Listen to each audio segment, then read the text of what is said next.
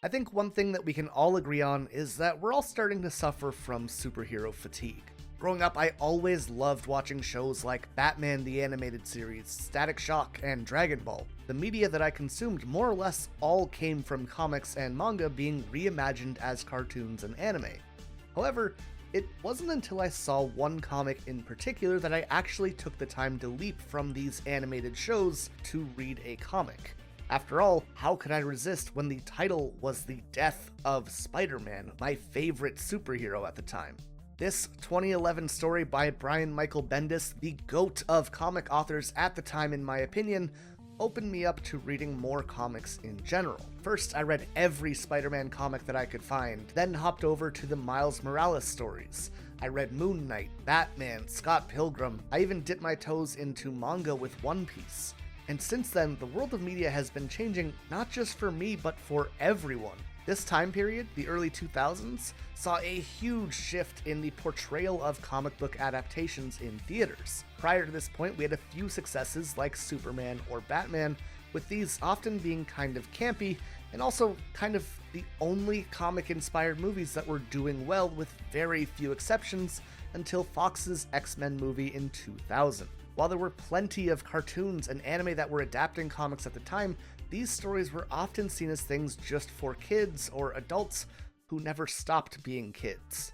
But suddenly, we started seeing more and more genre-defining films that opened up the demographic to a much wider audience being made. 2002's Spider-Man, 2005's Batman Begins, and arguably most importantly, 2008's Iron Man bring with it the dawn of the MCU. Comic books have been seeing adaptations since 1978's Superman, but by the time we hit 2010, these stories were beginning to do something that they had never done before. They were becoming mainstream. And as studios began to realize the potential cash cow that this represented, we saw more properties receiving adaptations, which in turn inspired more comics and manga to be made in their image, allowing for more adaptations to be made and producing this self-fueling machine that spit out a new major adaptation nearly every 6 months for the last decade. For many people, this oversaturation and constant feeling of having our favorite stories reimagined, sometimes very poorly, like with the live-action Death Note, Fantastic Four, and Catwoman movies,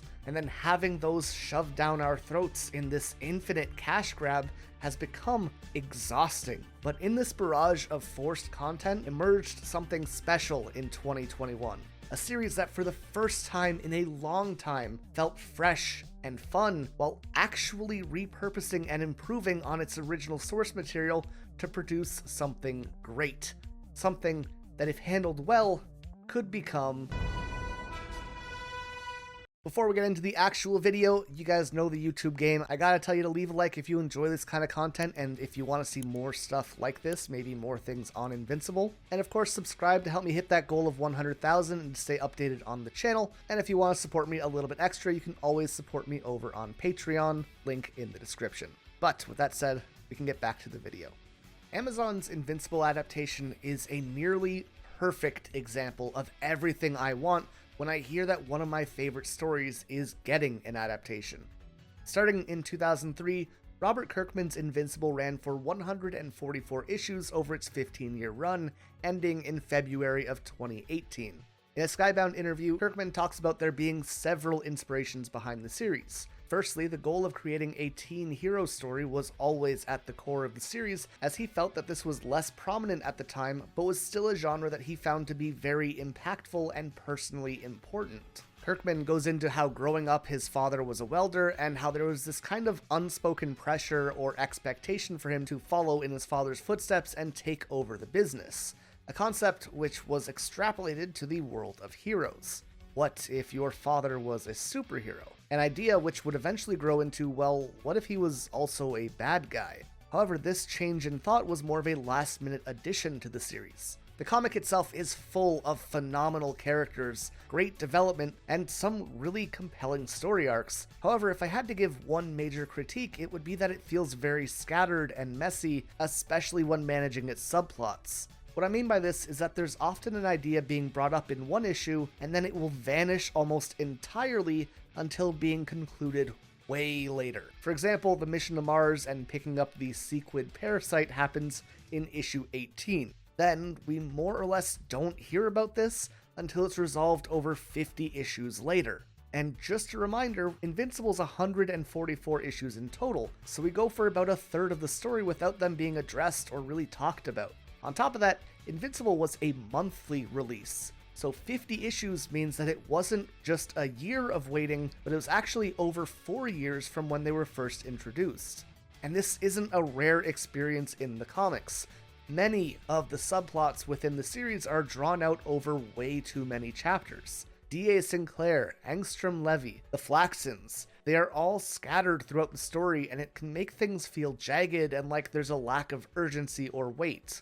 Another example is Mark hearing that his friend Rick has gone missing very early on in the story, and then choosing for 2 months to do nothing about it, which just feels weird. Meanwhile, the animated series takes many of these plot threads and combines them into single individual episodes so that they flow more cohesively and add a lot more weight to each story beat. And structurally, this is one of the best things that the show brings to the table, addressing the weak points of the comic and then giving it new life by rebuilding those things into a new form. Another major success of the adaptation is redefining character roles. While not all of these are created equally, characters like Debbie, Cecil, and Damien Darkblood are immensely more intertwined with the story. This does a lot for the series, as the comics can often leave these characters feeling unexplored, especially early on. A big feature of the Invincible comics is the wide cast of characters. However, this often has the effect of spreading the character base too thin, and as a result, the pillars of the series, being Mark, Nolan, and Alan, start to overshadow those around them. And that's kind of ironic, as it's running in parallel to a focus of the mundanity of the superhero world. Nolan fighting a kaiju is supposed to be just as important to day-to-day conversations as Mark doing his homework or William's love life. But the animated series adds so much texture to these extra characters. More importantly though, to humanity as a whole. It is difficult to care about many of the characters in the comics, as first and foremost, they are defined by their titles. A superhero is mostly just a superhero. But in a world where Invincible and Omni-Man exist, literally what is the point of people like Multicate or Rexplode being there? The fact of the matter is that there are much larger and more important things going on, and when we get a glimpse of the side characters, the gap in the stature of their situations makes it hard to focus on them. Now, that all said, not all of the changes made for every character was perfect, and we're talking about Amber specifically here. However, I think that enough people have spoken about this topic that it's kind of a waste to go into too much here. The video's already going to be long enough. The short version is that while the differences in Amber's personality can be rough, the extra focus on her character as a whole and involving her more heavily in Mark's story as an active figure is a positive thing overall. Aside from Amber, the show also sees Debbie getting her own job, growing suspicious of her husband, taking active steps to find out if he really did kill the Guardians. It stops her from looking stupid or ignorant, and because she takes such a more active role, everything around her becomes more alive as well. But most of all, it gives a sense of tension to Nolan. She is no longer defined by him, but instead, she is one of the things adding definition to his story. And speaking of his story, by far the biggest reason why the Invincible animated series is something that I believe to be a near-perfect adaptation is its portrayal of Nolan. So, with our very lengthy introduction out of the way, we can finally get into how Nolan has changed between the versions and why it is so goddamn effective. Most of the stuff up until this point has been more or less spoiler-free, but going forward, I gotta assume that you've seen Season 1. If you haven't, go watch that and you can come back after. So going forward, remember the context that we find at the end of the first season. Nolan is an agent of Viltrum, and he wanted Mark to join him in preparing to conquer the world and give it to the Viltrumite Empire. That said, the differences between these versions begins as early as the first scenes. While the comic opens with a shot of what Mark would later become, the show starts out with an attack on the White House where the Guardians of the Globe are struggling to save everyone until Omni-Man shows up to help them. Rather than experiencing Omni-Man firsthand like this, in the comics we aren't really first introduced to him until Mark gets his powers. When he does arrive, we hear about how he fought a dragon, then flew to Egypt to stop a flood, all before making it home for dinner. Meanwhile, Debbie seems more concerned with the book that he's writing than any superhero activities. And this is very much the view of Nolan for a while in the comics. While he is the perfect hero, more attention is often given to him being an average family man. While this is how we meet him in the comics, our first personal scenes with him in the show are instead with him talking to Mark about probably getting his powers soon. And this leads us to what is by far the strongest addition that we have access to when swapping mediums from comics to animated or live action series, those being sound design and motion. When Nolan is talking to Mark about this, he looks and sounds saddened at the end of the conversation, and being able to hear the tone of his voice, to see his eyes drop and look away almost like he is ashamed of something, these are powerful tools that we don't really get to explore effectively when we're looking at a comic. Of course, Mark eventually does get his powers though, and again, huge differences in portrayals. When Mark tells his parents that he finally gets his powers, this is Nolan's response. Are you sure? And then, when Mark confirms it, Nolan just stares at him stone-faced until Debbie kicks him to remind him to be a supportive parent. It is this weirdly tense moment. Now, here's what it looks like in the comics. That's it. Nolan doesn't react in any way, shape, or form, and even Debbie barely seems to care. The air of these moments has entirely different weights to them. And this is followed by an animated-only scene. After being kicked, Nolan offers to help Mark train the next day, and this training doesn't exist in the comics.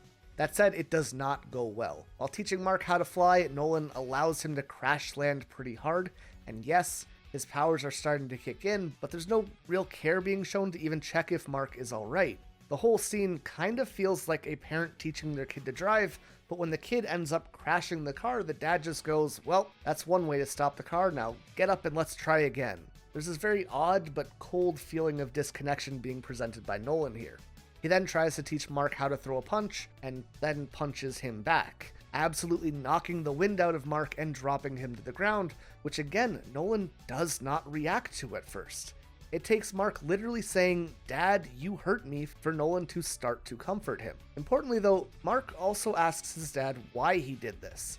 And this is the beginning of a dialogue trend for Nolan that only exists in the show, which makes his character infinitely stronger. He says, "Mark, if you really want to do what I do, you have to be prepared for anything. My biggest complaint with the end of the first season was that Nolan raised Mark as a human with human morals and then expected him to flip to Viltrum's side without any real build-up. It just didn't make sense." However, while writing this video, I noticed something that made me go back and look at every single line of dialogue that Nolan has in the show. And when you go through each of those lines, specifically when talking to Mark, every conversation has a double meaning. Most of the time, this is posed as him giving advice on how to be a better hero or just general parent advice, when really often he's trying to say, hey, something big is about to happen, it's going to scare you, but it's going to be okay. This is also the first point where we see the stress of the situation affecting Nolan's behavior. When they return, Debbie asks him if he pushed Mark too far, and Nolan snaps at her, something which is noted to be very out of character. He then apologizes and says that Mark got his powers so late that he wasn't ready, and wonders if things would have been better if he never got his powers at all. This too will be a trend going forward. Typically, Nolan is pretty chill, level-headed, and almost a fun guy. However, when faced with emotions that he isn't comfortable with, he turns to anger. And this anger is often very clearly something that he forces on himself. In the majority of these cases, when Nolan snaps, the anger is bookended by faces of shame or sadness. Basically, he either feels bad, then forces himself to become angry, or he gets angry, then realizes he is acting out of character. I'm not going to mention every single time that he does it, but if I show a clip where Nolan is kinda being a dick, try to look out for his facial expressions changing because it happens almost every single time. It is definitely one of the most subtle but impactful additions to the series. From here, the show leads to Mark beginning his journey as a superhero, creating a makeshift costume as he takes to the streets to prove himself capable in his father's eyes after not meeting his expectations while training. All of that context is missing in the comics, and instead he's just excited to be a hero. In this version, Nolan shows up and finds him more or less dressed in pajamas, so he jokes around with his son about looking goofy. In general, this is a fun and silly moment. You can even see how happy Mark is here when his dad shows up. This even continues as Nolan wants to encourage his son, so he brings him to visit Art for a new costume. But again, this is changed by the context of that training scene. The show's version has Nolan arriving and critiquing Mark's performance, again, showing he's not good enough. And Mark gets real defensive about this. He's insecure and he's upset. Like, look how different the vibes of these two images are. Nolan goes on to tell Mark that he doesn't think that he's ready, which is just pure projection, because Nolan is the one who's not ready for the change that's coming with Mark getting his powers.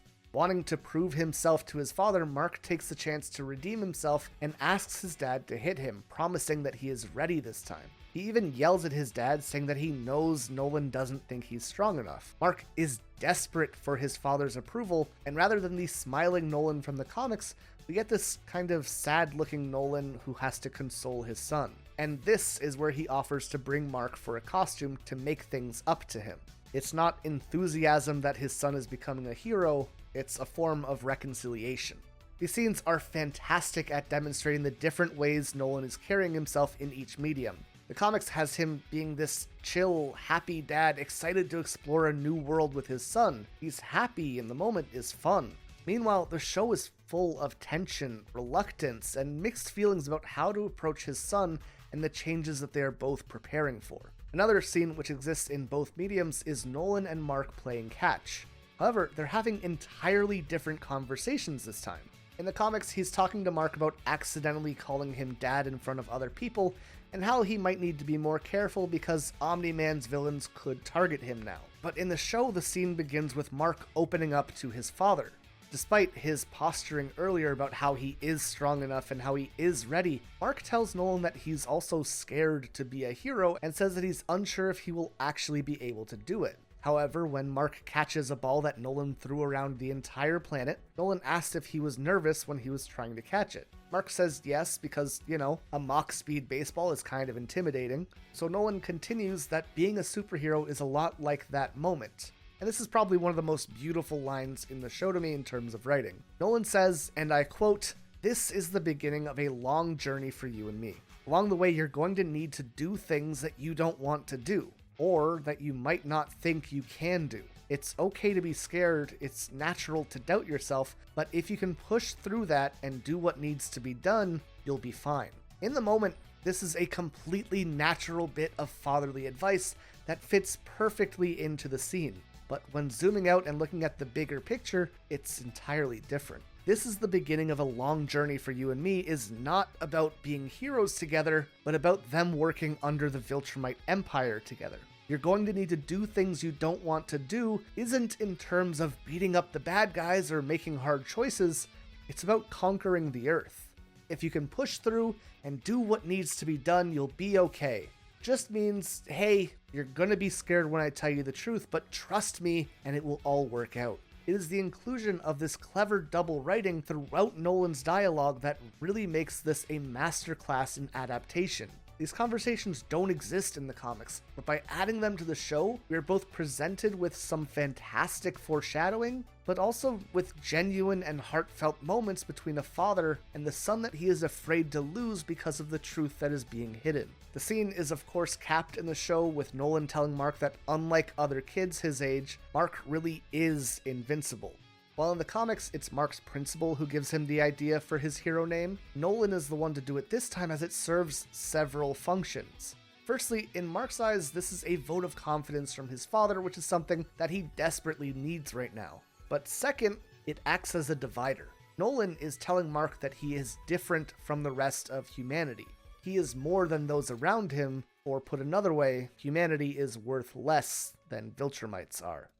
And that all leads us to the final scene in episode 1, where Nolan shows us just how much more they really are. The next time we see him is Omni-Man versus the Guardians of the Globe.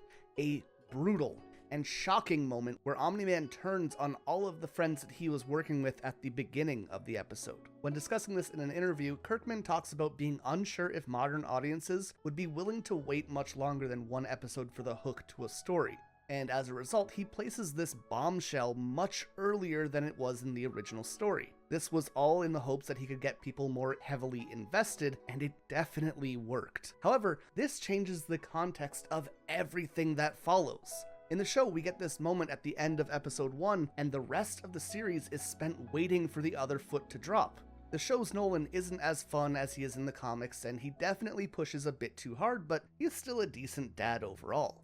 Now that we've seen this though, every following scene of him is jaded by the fact that he is a murderer. Every scene where he talks to Debbie, or Mark, or Cecil is haunted by the threat of his lies being revealed and the question of what happens when the world's strongest man is pushed into a corner.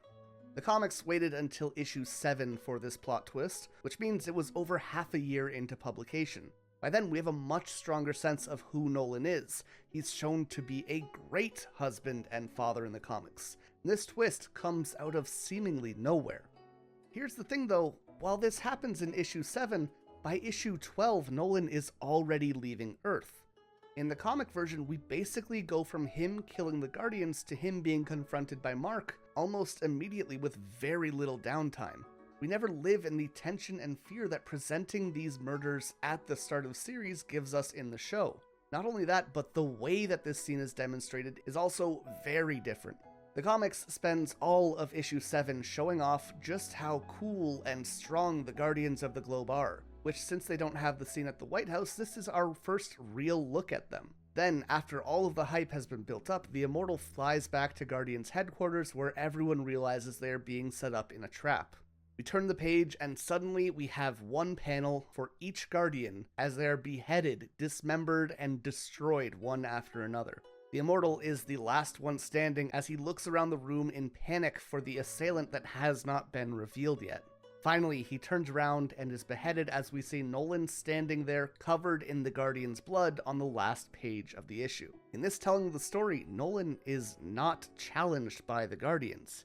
He dominates Earth's greatest heroes as though they are nothing. And in combination with the shocking reveal, Nolan feels as if he is an untouchable monster or god, presenting the message that nothing on Earth can touch him. The show obviously has this fight go differently as Nolan still kills all 7 of the Guardians, but he takes a beating. And this is kind of the start of the trend of viscerality and hyper-violence within the show that prior to Mark and Nolan's fight in the comics doesn't really exist all that much. The show presents everything in this over-the-top fashion specifically to bolster Nolan and Mark. In an interview with Collider, Kirkman talks about how by presenting the world in this excessive, brutal way, it makes Mark's name feel fitting. Invincible feels invincible when he's standing against those who cause this much destruction. And by extension, in general, Nolan will feel more than invincible. Of course, though, here, Nolan does go down. After defeating the Guardians, he falls into a coma, and this opens an entirely different path for the show to take than the comics. With Omni-Man being the last surviving hero on site, he raises the suspicion of characters like Cecil and Damian Darkblood, characters who are barely seen in the comics early on, but who completely shift the tone of the middle part of the first season. Now, going forward because of the branching stories, with the exception of the Guardian's funeral and the Omni-Man vs. Mark fight, if I'm comparing scenes, you will need to remember that in the comics it happens before he attacks the Guardians, and when he is therefore still just some decent dude in the viewer's eyes, and in the show it is happening after he attacks them, and so he is jaded as a murderer lying in wait. Nolan being left comatose puts Mark in this very weird spot.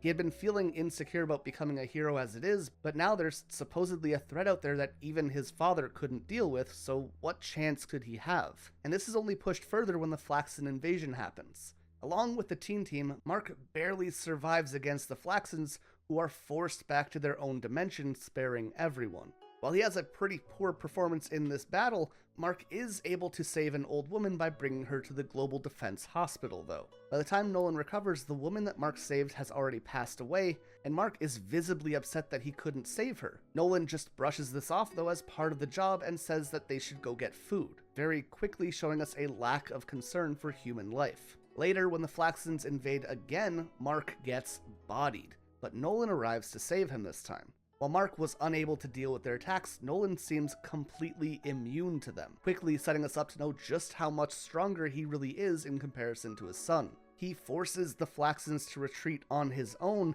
and then dives into their escape portals after them. In their dimension, he tells them that Earth isn't theirs to conquer, then grabs their leader by the head and drags him through a city until all that's left of him is a skull. Nolan then continues to launch a one-man war against the planet for nearly an entire year before forcing the remaining Flaxan scientists to open a portal back home for him, which he rewards them for by dropping a mountain on the survivors of his assault. This is a level of brutality and dominance that we just have not seen before. Meanwhile, we could take a look at this in the comics. Here, the Flaxans only invade once before Nolan leaves Earth, not 3 times. However, it isn't the teen team, but instead just Mark and Nolan who go to deal with them as their first team-up. The heroes are struggling here though, and Nolan mentions that he almost needed to call the Guardians for backup, because again, they aren't dead yet in this timeline. However, after the conflict, a portal opens up behind Nolan as a Flaxan puts a mask on him and pulls him into their dimension as a hostage. That's how he got there originally, not chasing a retreating enemy, but by being kidnapped. In fact, the Flaxans in this version manage to negate his powers completely, and Nolan is enslaved on their world for 8 months before leading a revolution and finding his way back home. These stories could not be more different. One version showing us the threat that non-Earthlings could pose to Nolan, while also presenting him to be charismatic enough to lead an alien revolution, while the other shows us just how terrifying a viltrumite conquest could be. Now, I also want to take this moment to talk about how Debbie is presented in the comics here. When Nolan is missing, she is visibly upset, and when he returns, she is so relieved that she actually cries, as opposed to the show where she is completely unbothered by him being in another dimension because it's just another Tuesday. There's plenty of moments in both versions where she and Nolan are shown being in love, flirting, and going at it whenever Mark isn't in the house. However, you need to take into account that we get much less of Nolan in the comics before he is found out. And because of that, these smaller moments make up much more of his character until he attacks the Guardians. And this all adds up to build into that family man persona that we are supposed to believe. In fact, we've more or less covered every relevant moment that Nolan has within the comics leading up to issue 7 at this point. Yes, there's a few small moments here and there, but that's really all the time that we have on him until the Guardians die. After he kills them in the comic books, he's approached by Damian Darkblood, who asks him if he thinks Black Samson could be behind the murders, and Nolan just brushes things off. And speaking of Darkblood, while the show has a good amount of time with him until episode 4, this is every panel of him in the comics. There's less than 10 images here, and he never goes hard after Nolan. He never brings Debbie into the investigation or arouses her suspicions, and he never crosses Cecil's path in trying to take down Nolan. Speaking of Cecil, he too barely plays a role in the early story when it comes to Nolan. More often, he is working with Mark and sending him on missions. But in the show, we have this emphasis where Cecil is always in the background. He could be invisible in any room or teleport in at any moment, and he is constantly shown to be suspicious of Nolan. Between Darkblood, Cecil, and Debbie, the whole air surrounding Nolan is made to be so heavy that it's hard not to feel tense when he's around in the show. It's all extremely well done, and it's this type of changes that really supplement the experience of going through Invincible. Soon after this in the stories, the Guardian's funeral ends up being another big change between the mediums. In the show, Nolan gives a speech where he poses the question, "Who will save us now?" and answers that he and people like him will. This is more of that doublespeak where on the surface it sounds like he's saying him and other heroes, but really he's talking about the viltrumites among them. He and Mark will be the champions of Earth. He adds in that you will have moments of doubt, fear, and uncertainty, but you should also have faith.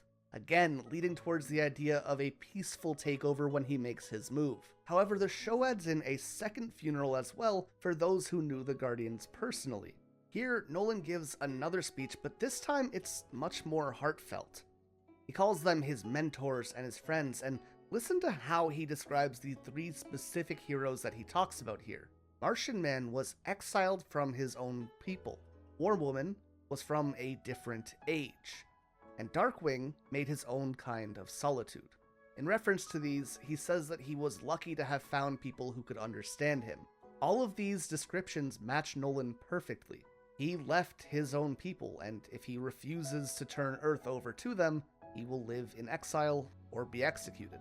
He is from another age. He's thousands of years old at this point. And much like Darkwing, he is making his own solitude. He refuses to open up to anyone. He can't admit to himself that he has made friends or that he loves others, because then that puts everything into question. This is a real kind of breaking the shell moment, but by the time that he arrives back home, his walls are back up and he's more focused on getting pizza than he is mourning. The comics don't have this second funeral, nor do they have the pizza scene, and instead we have a scene where Debbie and Nolan are in bed, and Nolan is extremely defensive. He tells her that his colleagues just died, but she says that she has seen him mourn before, and that's not what this is, so something else must be bothering him. This is left more open-ended here, as opposed to the hot and cold reaction that we see with Nolan and the Guardian's death in the show. But regardless of the version you're looking at, Nolan refuses to acknowledge his true emotions, so he gets upset and pretends like nothing is wrong, as is tradition. Now, I'm just going to cover all the rest of Nolan's scenes in the comics here, as there's only really a few of them left before he fights Mark. The next time we see him after the funeral, Nolan watches a movie with Mark, which seems to help his son unwind. The next scene with him is on top of a mountain where he is already practicing what he wants to say to Mark. Note that in this version, there is zero pressure for him to come clean, and he isn't a suspect at all. He wants to tell Mark the truth, he's just scared to do it. This is followed by Nolan approaching Mark in the kitchen at night, but when he tells his son that he wants to talk, Mark assumes that Debbie sent him to ask about his relationship with Amber, so he blows his father off and goes to bed. Finally, we get a scene where he is telling Debbie about the new Guardians and how them being weaker means that he has to do more work, which of course, as if on cue, leads to him getting a call for another mission. As he's about to leave, Debbie says that she loves him, and he stops for a moment, looks at her sullenly, and says that he loves her too, in what feels like his most genuine moment within the comics so far. It is on the mission that he leaves for here that the Immortal returns, and that we get the lead into Omni-Man versus Invincible. And that's it. Issue 7 ends with Nolan killing the Guardians, then we get a funeral, a movie, a moment alone in the mountains, a missed conversation in the kitchen, and telling Debbie that he loves her. Those are all of Nolan's moments from the attack on the Guardians to fighting Mark. Whereas in the show, we basically have all of Season 1 after the first episode. We are dealing with a matter of days in the original story, rather than an almost year-long period in the show. So, with that in mind, how do they fill all the rest of the time that Nolan's on screen for the rest of the series? They do it by giving some fantastic foreshadowing through his dialogue. By this point, I think you have an idea generally about the differences between how Nolan is presented in each version. So I'm going to just cover some of what Nolan says and show you how it consistently has double meaning that adds texture to the series. When Mark returns from saving Mount Rushmore, Nolan stops him before he goes back to see Amber in his room. Nolan says, "That's the tricky part of the job, balancing what you want to do with what you need to do." Again, in the context, it makes sense. Saving Mount Rushmore needs to take priority over having a study date with a girl you like. However, what Nolan is really saying is that you're going to want to protect Earth, but you need to side with Viltrum. Adding in, remember, you're not just a superhero, you're a viltrumite. We have responsibilities that normal humans don't. This, of course, being a much more serious line than it might seem the first time you hear it. Nolan brings Mark to Mount Everest later and says, "Sometimes I forget how beautiful this planet can be. Too bad the human race is hell-bent on destroying it. Good thing they got us, right?" With the question being more of an anxious seeking of approval, which is very out of character for him. He's usually very confident and sure of himself. This is also obviously planting seeds in Mark's head that humanity is flawed, they are self-destructive, and they need the guidance of viltrumites to support them. He continues by telling Mark about how, when his parents died, he felt lost and coming to Earth was a chance to build something new. Mark asks if he means with Debbie, and Nolan pauses, saying she changed everything, turning this place from a job to a home. An idea which is probably pretty upsetting in Nolan's head retrospectively. This is supposed to be a job after all, and he's not supposed to care about anything on Earth as long as Viltrum gets the planet. When Mark says he's unsure if he would be able to leave everything behind like his father did, Nolan reassures him, telling him that keeping the universe safe requires sacrifice, and that's what he's trying to teach here. However, of course, in this case, he means sacrificing the Earth to keep the universe safe. In this version, Debbie confronts Nolan about hiding something from her, and he responds, "I never thought I'd have a family, and then you came along. And I love you so much. And Mark." This part of what he's saying is genuine, but he adds in, "When I see Mark with his powers, and after what happened to the Guardians, I'm terrified I could lose everything." And while this sounds like a complete lie, it's actually the truth. The words, "what happened with the Guardian," is in reference to how hard the fight was for him, not just physically, but emotionally. Seeing Mark with his powers comes with the potential that Mark will try to stop him, and in that case, he could have to kill his son like he killed his friends. "I could lose everything." Debbie and Nolan end up going on a date to try and return some normalcy to their relationship after all the stress that's going on, and she mentions how this takes her back to their first date, with Nolan saying, "Well, it was only a few years ago." But she corrects him, saying that it was 20 years ago. This shows the difference in how time is experienced between humanity and viltrumites, something which comes up again in his fight with Mark later. The conversation they have on this date is actually really interesting. He tells her that he hasn't been honest about the murders, and in this conversation he is very specific with the wording as to never tell a lie. He says that Cecil believes that he is behind the murders. She asks if it's true, and instead of saying yes or no, he tells her what Cecil is thinking. "Cecil thinks I had something to do with what happened to the Guardians." But you didn't. "I'm the only survivor, and I'm not human, and Cecil's never liked me." She asks him what they should do, and he tells her that they should just stay together, and all that she has to do is trust him. It's definitely a scene which highlights how manipulative Nolan can really be when he wants to be. The scene is capped with a dragon attack, and rather than helping people, Nolan just stares at Debbie and asks if she trusts him. It's extremely unsettling as he ignores the people being hurt and killed behind him. And even when she does say that she trusts him, he responds by saying, "Well, we're on vacation and Cecil can earn his paycheck." Again demonstrating a pretty haunting disregard for human life. Now, Debbie in this scene is a true representative of humanity. She is terrified of what Nolan is capable of, but she also recognizes that humanity has a need for Omni-Man.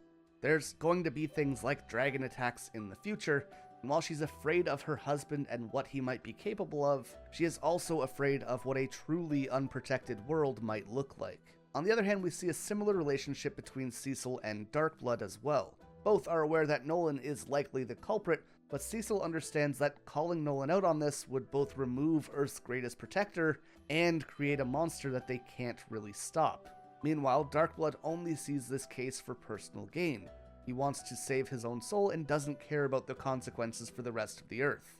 As Cecil would put it, the world has more than black and white, you need to find the gray. It's not about whether or not Nolan is guilty, it's about the reason behind that, and if that justifies putting the entire planet at risk. Later, when Mark goes against Nolan's advice and chooses to help Titan, he is put in a very rough fight.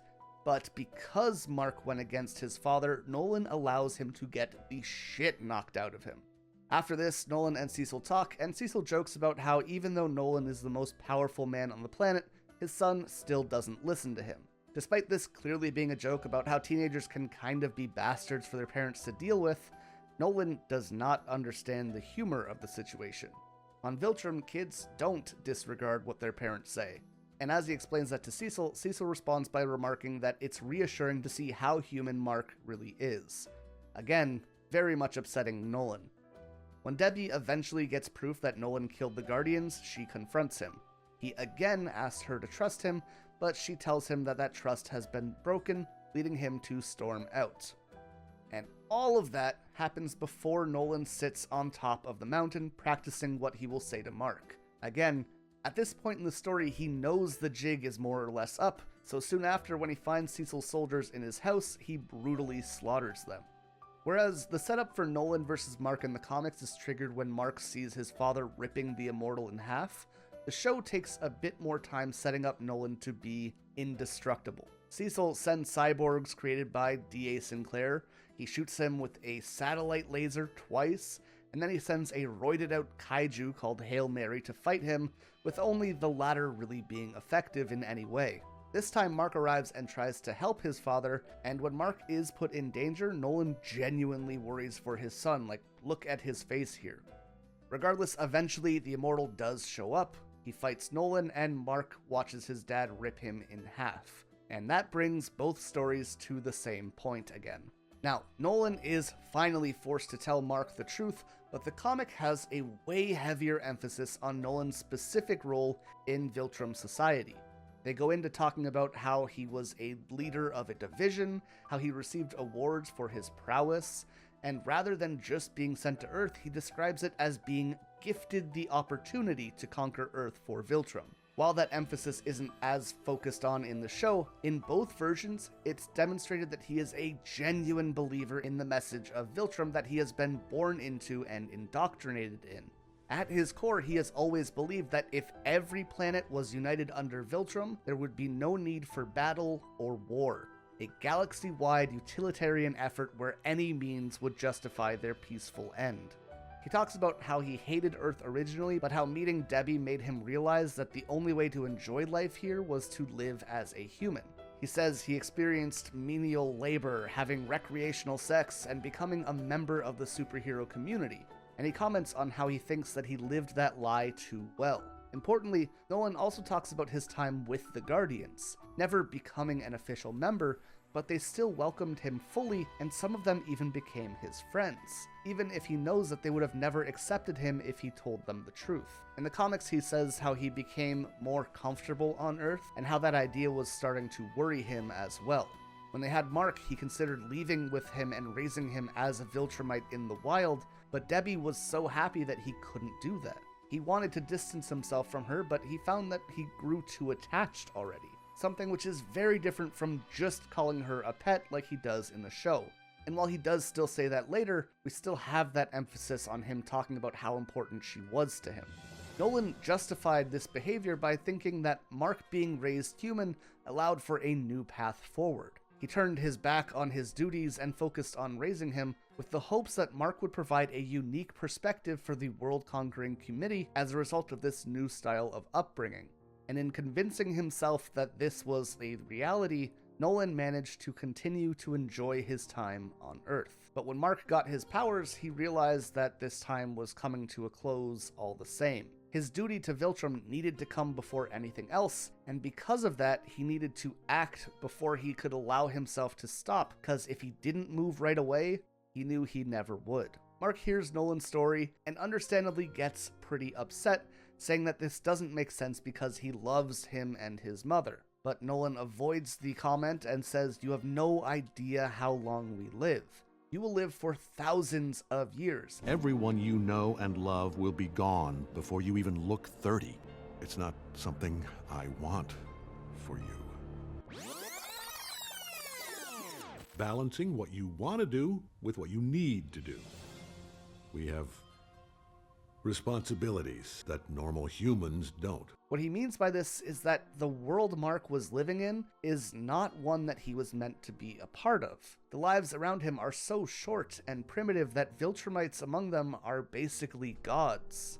And by joining the Viltrumite Empire, there could be a stop to war, world hunger, and medicine could be supplied that was centuries beyond the current capability of Earth. The planet could be lifted out of the mud and made into a utopia. He continues on by saying that they've already been doing this. If they weren't here to stop the kaijus and the meteors and a new villain every few days, then Earth would have gone up in flames long ago, so to him, this is just a logical next step.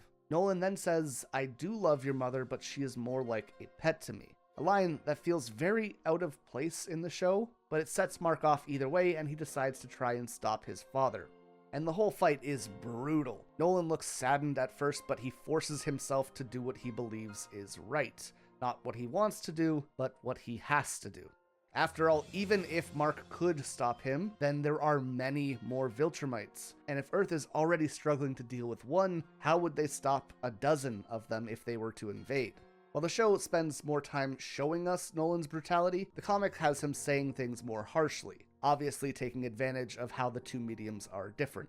That said, Mark also puts up a much better fight in the comics, but he's still nothing in comparison to his father. I've mentioned that something that the show does very well throughout is by making Nolan seem more expressive and demonstrating his feelings through his face. Through this fight, we constantly see him looking sad, but then he will take a breath, steady himself, and shift away from that sadness to being angry again. He forces himself into a rage when his emotions are taking over because those feelings are things that he is never supposed to have in the first place. And if he is feeling them, then that puts into question everything that he is here to do. But more importantly, it puts into question everything he has done. If Nolan really does care, why did he kill his friends, and why is he causing his son so much pain? How could he betray Debbie and attack their son? These are questions that he cannot allow himself to ask because his whole worldview is built on the idea that Viltrum's philosophy is correct. In avoiding these thoughts, there are a few messages that Nolan tries to drill into Mark through this fight. Firstly, humanity is nothing compared to Viltrumites. They need fighter jets and lasers and literal monsters to mimic a fraction of their power. These people are to be pitied and not valued over Viltrum. And two, it is pointless to try and stop Viltrum.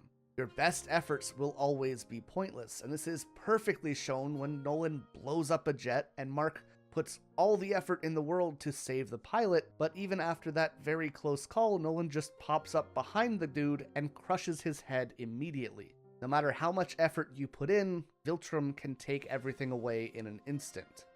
When Mark confronts him about murdering this person, Nolan just says, now or in 50 years when he is dead, what difference does it make? Humanity is short-lived and pointless, and any effort spent saving an individual is inconsequential. While doing it in the most bloody way possible, Nolan is trying to show Mark that humanity will always die around him. By the time he's his father's age, nearly 100 generations of people will have passed on. Everyone he knows and loves will vanish in the blink of an eye, and if he always values every life, he will only know pain. And while Mark thinks that he is ready for that pain, Nolan wants to prove otherwise.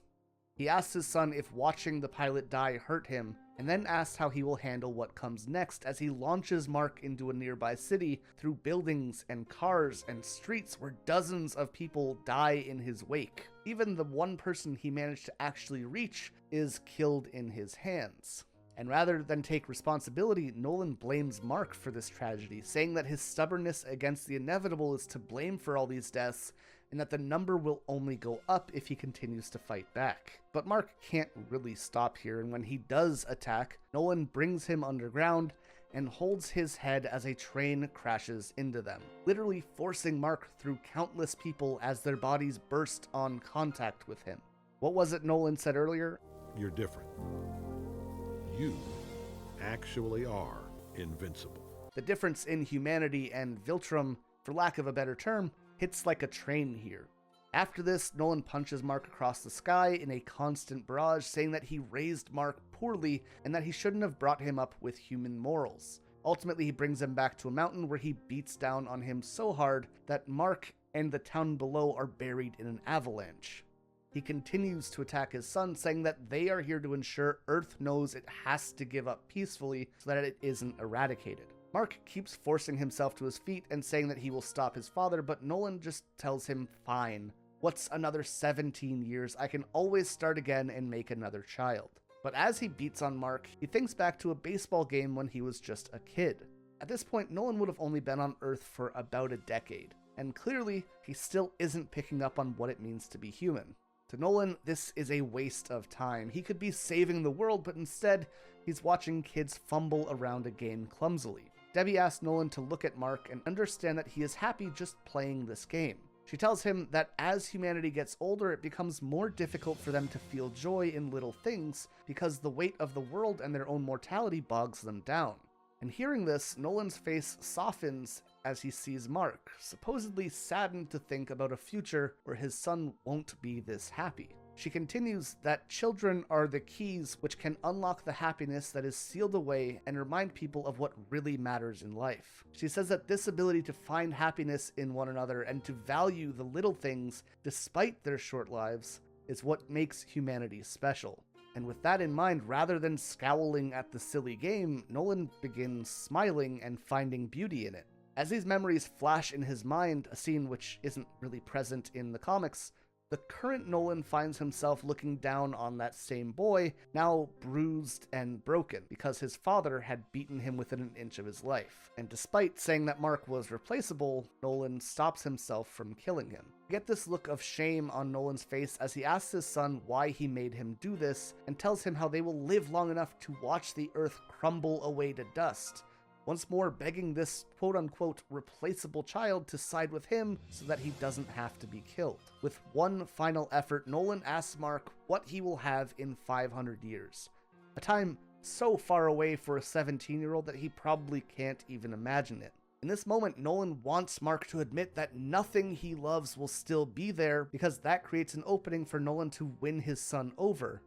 But Mark does have an answer. Tells his father that in 500 years, no matter what other people and things he has lost, he will still have his dad with him.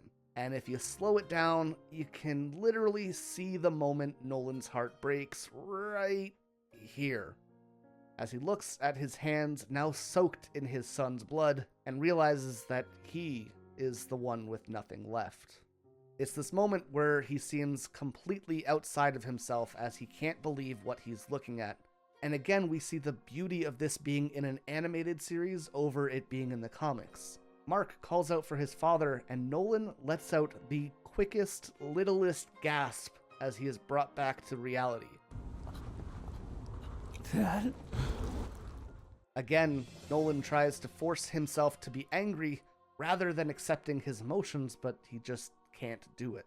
So instead, he leaves, opting to fly off into space as tears fall from his eyes.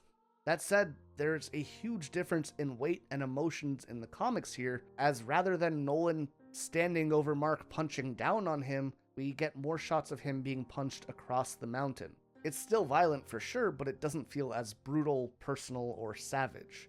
Also, we don't get that sad expression on Nolan's face. He just abruptly flies off crying, and I think that this too is a perfect example of what value an adaptation like this can offer for a series. Hopefully, going over the changes to Nolan's character, his dialogue, his life, and how it's all packaged helps you to appreciate the value and new life that can be created when care and consideration are put into adapting a story to a new medium. Nolan in the show hits all the same major notes, but the path that he takes to get to his destination is completely reinvented, and as a result, both the story and all the characters around him benefit greatly. At the same time, this is just one of the characters in the story. Looking at Debbie and Mark, Eve, Alan, William, Cecil, Darkblood, the Teen Team, the Immortal, the Maulers, Titan, and I guess even Amber, the ways that they are incorporated and changed makes for an almost entirely new story that still feels true to the original.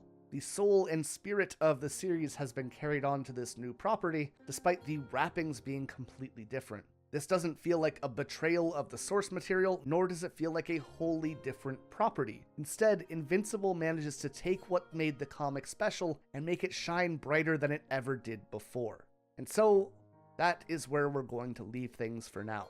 With all that said, thank you so much for watching. If you enjoyed, remember to consider leaving a like and subscribing, or checking out my Patreon to support me for more deep dives into other series. And hey, let me know if you want to see a similar video for the differences in Season 2. Until next time though, I hope you all remember to stay excellent.